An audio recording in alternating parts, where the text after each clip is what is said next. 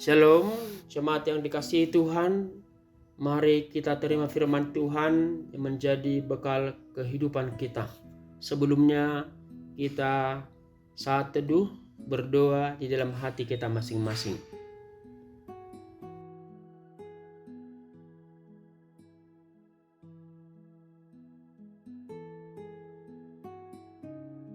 Amin. Firman Tuhan renungan harian hari ini Rabu 21 Januari 2026 tertulis dalam 1 Samuel 3 ayat 10. Demikian firman Tuhan.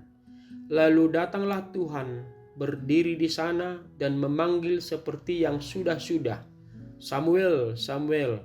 Dan Samuel menjawab, berbicaralah sebab hambamu ini mendengar. Dungi roh Muse majahoba tidang disi jala jauh-jauh songon najolo. Oh Samuel, Samuel. Gabe didok si Samuel makuling maho ay mananginangi do naposomon.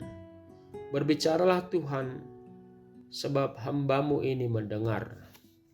Nama Samuel memiliki arti Tuhan mendengar. Nama ini merupakan ekspresi sukacita Hana karena Tuhan mendengar pergumulan doanya. Ia menamai anak itu Samuel sebab katanya, aku telah memintanya daripada Tuhan. 1 Samuel 1 ayat 20. Samuel merupakan jawaban doa Hana yang terus-menerus dinaikkan kepada Tuhan di tengah kesusahan hati yang mendalam. Ia dahulu tertutup kandungannya, mustahil punya keturunan, namun tidak ada perkara yang mustahil bagi Tuhan. Tidakkah Allah akan membenarkan orang-orang pilihannya yang siang malam berseru kepadanya, dan adakah ia mengulur-ulur waktu sebelum menolong mereka? Lukas 18 ayat 7.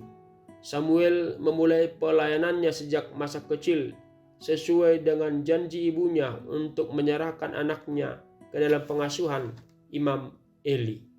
Maka aku pun menyerahkannya kepada Tuhan. Seumur hidup terserahlah ia kiranya kepada Tuhan. 1 Samuel 1 ayat 8. Sejak itulah Samuel hidup dan belajar melayani Tuhan di bawah pengawasan Imam Eli. Setiap hari Samuel muda dibimbing Imam Eli untuk tugas sucinya dan dilatih belajar mendengarkan suara Tuhan. Setelah 3 kali Tuhan memanggil, akhirnya Samuel menjawab, berbicaralah sebab hambamu ini mendengar. Seiring berjalannya waktu, Samuel makin besar dan Tuhan menyertai dia, dan tidak ada satupun dari firman-Nya itu yang dibiarkannya gugur. 1 Samuel 3 ayat 19. Tuhan mempercayakan tanggung jawab pelayanan yang lebih besar kepada Samuel karena ia memiliki kepekaan akan suara Tuhan. Jemaat yang dikasihi Tuhan, di dunia ini ada banyak suara yang memanggil kita. Manakah yang lebih sering kita dengar? Kepada suara manakah telinga dan hati kita lebih peka? Suara dunia atau suara Tuhan? Mari terus belajar memohon tuntunan Roh Kudus supaya kita lebih mendengar suara Tuhan. Tuhan Yesus berkata, berbahagialah orang mendengar firman Tuhan serta memeliharanya. Amin. Kita berdoa. Terima kasih Tuhan buat firman-Mu yang telah kami dengar, yang mengingatkan kami supaya kami punya kepekaan mendengar suara Tuhan. Seperti Samuel yang memberikan telinga, hati dan jiwanya yang selalu mendengar firman Tuhan. Demikian juga Tuhan, kiranya Engkau memampukan setiap jemaat-Mu supaya lebih peka akan suara Tuhan. Di banyak suara-suara yang kami dengar dalam kehidupan kami di dunia ini, biarlah telinga kami, hati dan jiwa kami lebih mendengar suara Tuhan. Berkati kami Tuhan, mampukan untuk melakukan apa yang Tuhan firmankan.